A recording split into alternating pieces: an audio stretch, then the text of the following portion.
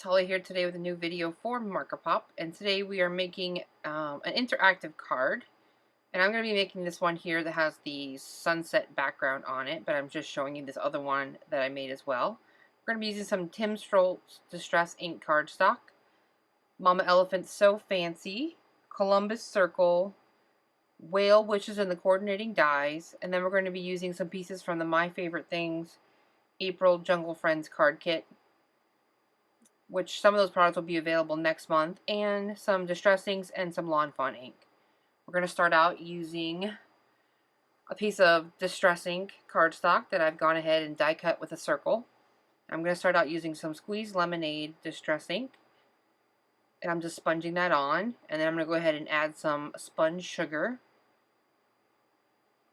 This is going to help create my sunset look. And then I'm going to add some tumbled glass at the top there, and I'm going to keep going back with each color and blending it all. And then I'm going to go ahead and use that same piece of Distress Ink cardstock that I used, and using the Ocean Waves Trio die from Mama Elephant. I'm going to go ahead and die cut 2 of those. And then I'm going to go ahead and add some Distress Ink, and I'm using a little bit of tumbled glass along the top part of the wave, a very small amount, light hand. And then coming out from the bottom, I'm going to use Salty Ocean and a little bit of Mermaid Lagoon to deepen up the bottom of it there a little bit.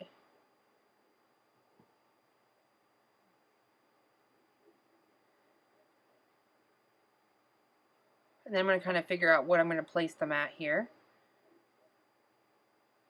So I'm going to go ahead and spritz each of the pieces with a little bit of water and dab that off with a paper towel, and that just helps give you that nice distressed look because the ink reacts with the water, and you're just basically lifting off the color. I'm going to set that aside. I'm using a piece of Nina Solar White cardstock, and I'm using the So Fancy border die from Mama Elephant. Just going to tape that down to make sure my piece stays in place. This is going to give a nice cross-stitch type border around the outside. And then I'm going to use the Columbus Circle frame tags die from Mama Elephant, and I'm just running this through again on that same panel that I cut the So Fancy from. Then using my Mini Misty, I'm going to go ahead and put the front panel in. And I'm going to go ahead and stamp the sentiment from the Whale Wishes set. On this card I'm going to use Thanks a Ton. On the other card I showed I used the Best Wishes sentiment. And I'm just going to stamp that using some VersaFine black ink. And this is the Mini Misty that I'm using. And then I'm going to take the piece of cardstock that was inside the circle, and I'm going to use that to stamp 2 of the whales from the set, Whale Wishes set. And I'm just using a Copic friendly black ink. Any Copic friendly black ink will work for this. And I'm using Copic friendly ink because I'm going to add a little bit of highlights on the whale's cheeks using the Copic marker RV000. I'm going to go ahead and die cut them out using the coordinating dies. Just going to run that through my Big Shot.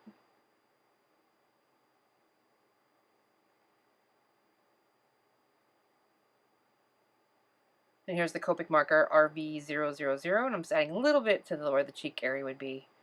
So this gives a little bit of color to the already black and white whales.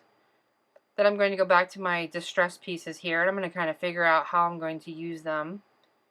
Just kind of laying them down a little bit here.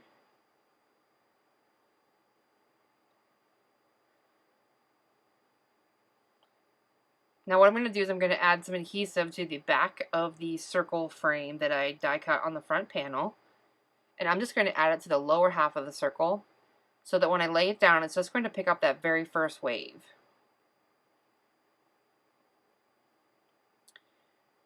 You could use removable adhesive, but I would recommend just go ahead and using your permanent adhesive, whatever you're going to use.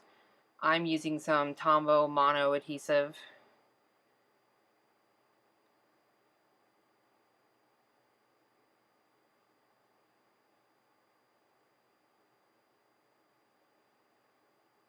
So when I lay that down, it's going to pick up that very first wave. Then you're going to flip it over and just trim off anything extra that might be hanging over the edge. And then I'm going to create some dimension with my waves so that my whales go behind them. So I'm going to go ahead and add some of the 3D 3M foam tape here, and I'm actually going to use a lot of foam tape on this card. You can use foam adhesive, you could use foam dots, you could use just general foam and stack it as high as you want. It's totally up to you, but I'm using the foam tape.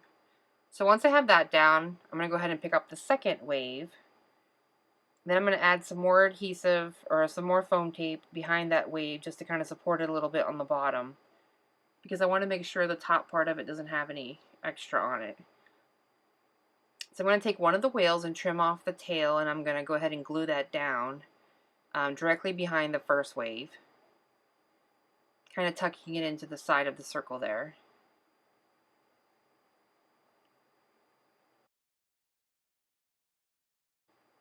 So for my background piece, which is the sunset, I'm going to go ahead and make a mark with a pencil behind where my whale is going to be.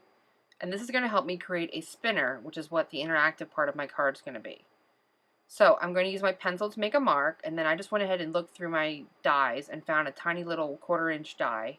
But you could also just use your pencil with an X-Acto knife, which is what I did on my very first card I made, which was the one with the all blue background.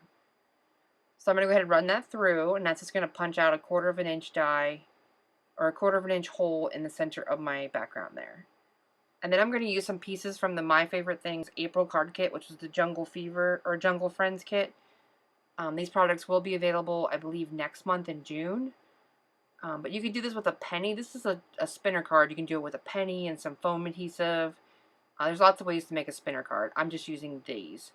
So I have the little plastic spinner piece, and then I have the little double circles that cut out the backs and top and bottom, I guess, for it. I'm going to go ahead and die cut that out from a piece of my scrap paper there. So essentially what you're going to do is you're going to take one of the smaller circle pieces of paper, put some adhesive on it, add that plastic piece to it, set that aside, let it dry, and then you're going to stick that into the center of that circle, and that's going to initially create your spinner.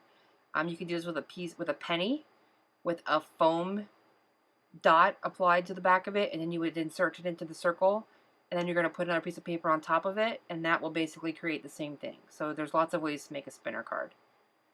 Okay, so now I'm going back and I'm adding some more foam adhesive, and I took my pencil and I measured where the whale would be so that if it were to spin around underneath the wave, you can see I have an opening there between my foam adhesive.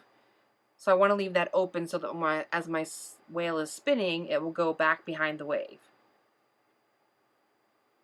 So there I'm going to go ahead and fill in all the foam adhesive. I did have to double up. I have 2 layers of foam adhesive on this card. On the other card, which is the blue one, I actually have 3 layers of foam tape behind it.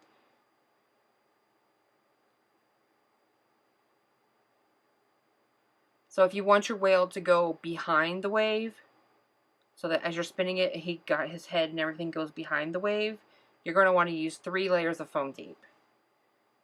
I discovered that once I put this card together, I only had 2, and my whale didn't tuck behind the wave like my first one did. So you want to have 3 if you want it to tuck behind. If you want them just to spin in front of the wave, you only need 2 layers. I hope that makes sense. So I'm going to go ahead and add up all my foam tape, and then I'm going to go ahead and pull it off. Just enough off to where I can adhere that circle piece for my background. So I'm going to go ahead and lay that over the top.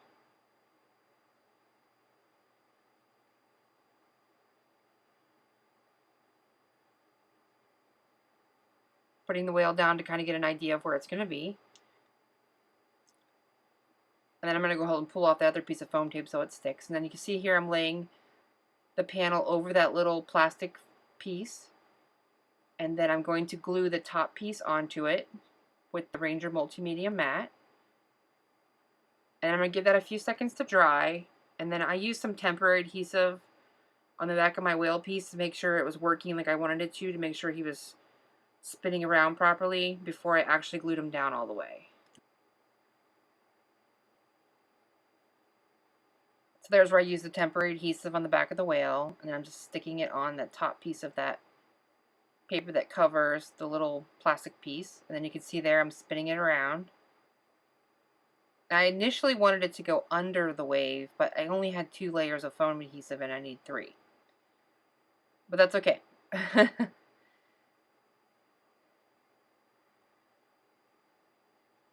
because I still make it work in the end.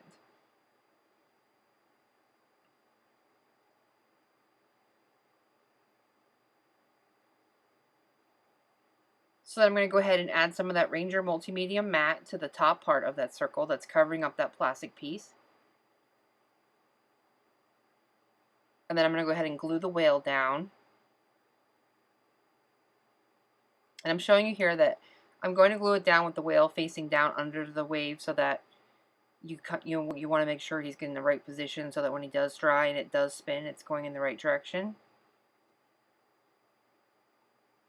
And then while that's drying, I'm going to go ahead and create a black top folding standard size card base, which is A2 size.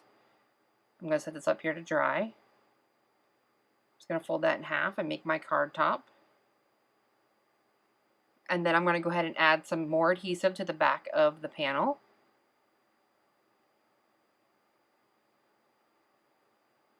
And I'm putting some tape adhesive there around. You don't want to cover up that little circular piece that you created because that part needs to spin. If you put tape down, then it won't be able to move. So I'm going to go ahead and lay that down onto the top of the card base.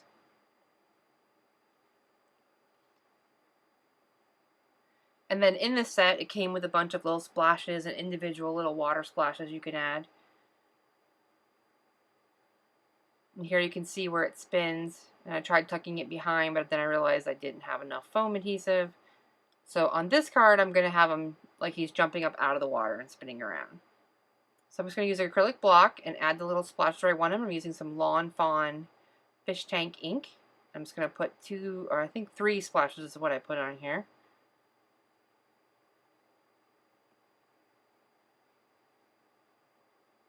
I would recommend doing this before you start finishing the whole card and you have all the foam adhesive on, but I had enough foam adhesive behind it that it made it sturdy enough that I could go ahead and stamp on it.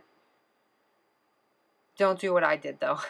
Make sure you do all your stamping before you start assembling the card.